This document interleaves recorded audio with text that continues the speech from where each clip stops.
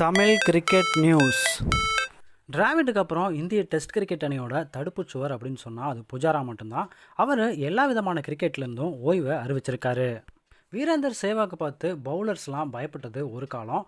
ஆனால் தடுப்பாட்டத்தை வச்சே பவுலர்ஸை எதிரணியை பயமுறுத்துறது புஜாரா மட்டும்தான். அதுவும் ஆஸ்திரேலியாவுக்கு எதிராக டெஸ்ட்டில் நிறைய சம்பவங்கள் பண்ணியிருக்காரு புஜாரா. அதுலேயும் 2017 இந்தியாவில் நடந்த டெஸ்ட்டில் ஆஸ்திரேலியாவுக்கு எதிராக 525 பந்துகளை சந்தித்து 202 ரன் அடிச்சிருப்பாரு. 672 நிமிஷங்கள் களத்தில் நின்றிருந்தார்.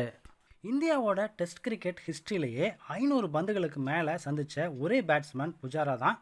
அடுத்தபடியாக பார்த்தோன்னா டிராவிட் 495 பந்துகளை பாகிஸ்தானுக்கு எதிராக டெஸ்ட்டில் ஆடிருக்காரு.